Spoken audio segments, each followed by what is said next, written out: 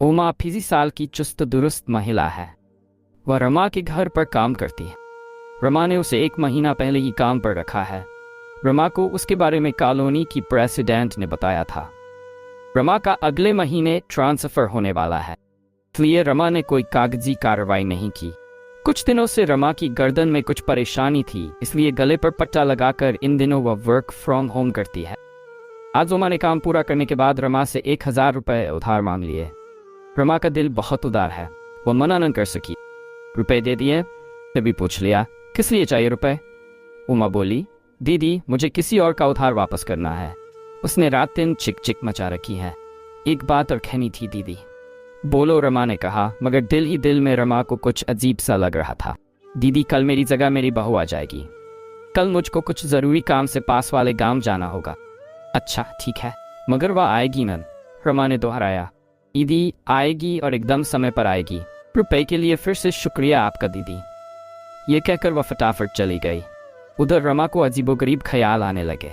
रमा को पता था कि 3 दिनों पहले ही इसको पगार दी है। आज 6 तारीख है। आज इसने फिर रुपए मांग लिए। रमा के मन में लगातार कुछ सवाल उमड़ रहे थे। अगले दिन सुबह ही समय पर एक 33 साल की युवती आ गई। वह उमा की बहू थी। रमा से 2 मिनट में सब काम पूछकर चटपट काम में लग गई। उसकी मेहनत देखकर रमा भावुक हो गई। उसका दिल पिघल गया। उसने आज सैंडविच बना रखे। नाम क्या है? रमा ने पूछा। सजीली, कहकर उसने चाय का कप ले लिया और जमीन पर बैठ गई। अरे कुर्सी ले लो सजीली, मैं ऐसा भेदभाव कभी नहीं करती, प्यार से कहकर रमा ने प्लेट में सैंडविच रख कर दी।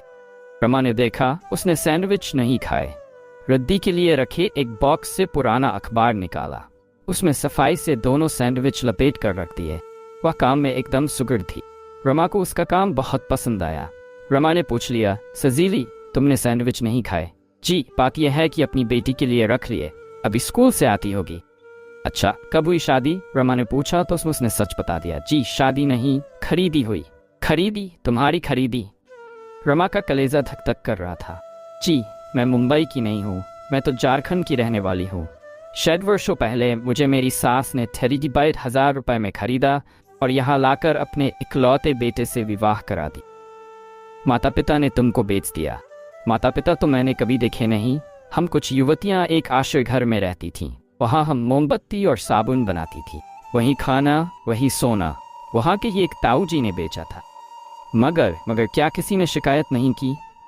जी नहीं, हमको उधर से मुक्ति मिल गई। यहाँ मेरी सास मुझे बहुत प्यार करती है, मगर आजकल हमारी हालत खराब है।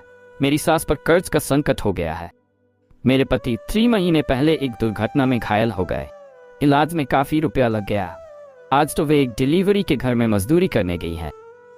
डिलीवरी के घर में ये क्या होता है?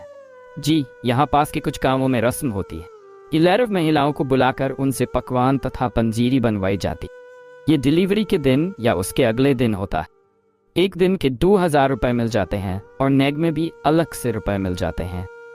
आज वे शाम को ही वापस आएंगी। अच्छा, तो मैं जाती हूँ। मैं भी 1-2 घर में काम करने के लिए जाने लगी। नमस्ते कहकर वह चली गई। उसके जाने के बाद रमा का दिल कैसा कैसा हो गया था।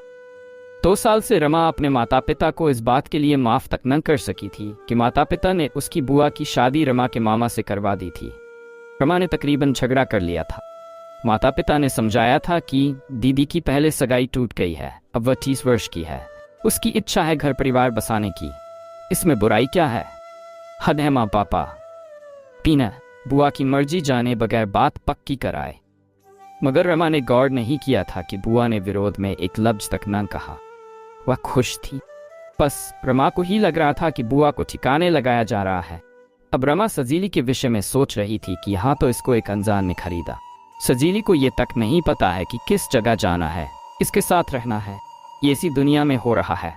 ये सब सोचकर वह बेचैन हो गई। उसने बुआ को फ़ोन लगा दिया।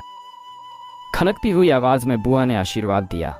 आधा घंटे की गपशप में बुआ ने अपनी खुशहाल जिंदगी, अपने सुख का बखान किया।